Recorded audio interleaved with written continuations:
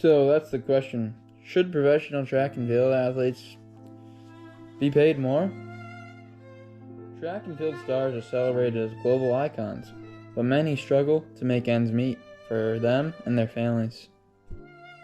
I have interviewed a professional athlete, Thomas Vanoppen, a former track and field athlete at Wake Forest University. Thomas currently owns Belgium's national record in the mile with a stunning 3:53. This earned him a spot at the 2024 Indoor World Championships, where they only take the top 32 athletes in the world that are willing to compete.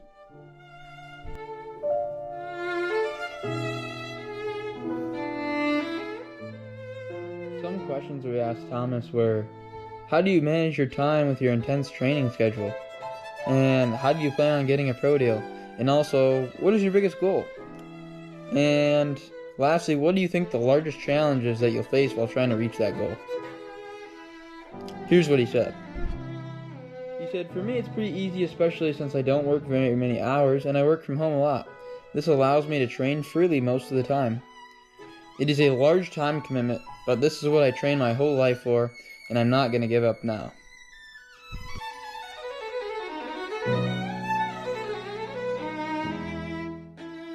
For the second question, we'll talk about why he's had some difficulty getting some pro deals, even though he's ranked top 30 in the whole world. Here's what he said.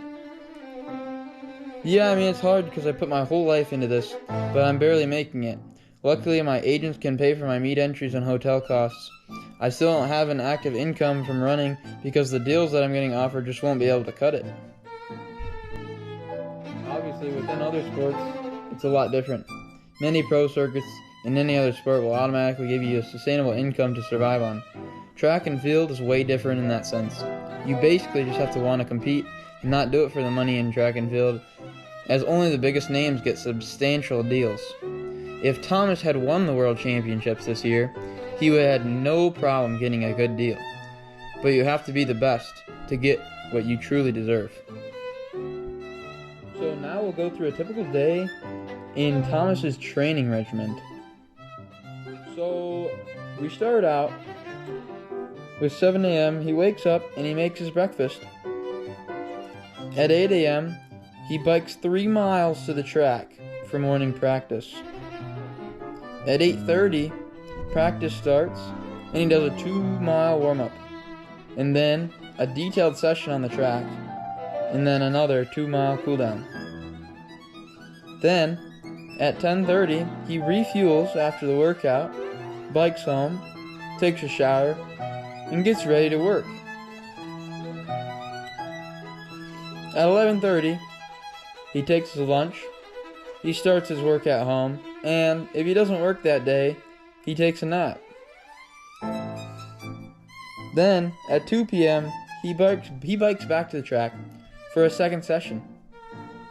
At 2:30 he runs a 2-mile warm-up, another detailed session on the track, and another 2-mile cooldown. Then at 5 p.m. he has a weightlifting session to strengthen his body. At 6 p.m. he bikes home, showers, and he makes his dinner.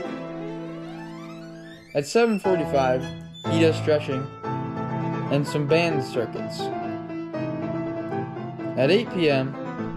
he gets in bed to get ready to go to sleep for the next day. As you can see, this schedule doesn't seem sustainable as he's doing so much per day. But like I said, it's not fair for track and field athletes. For all of this, it doesn't seem fair that Thomas doesn't get any compensation. He's just doing it to better himself.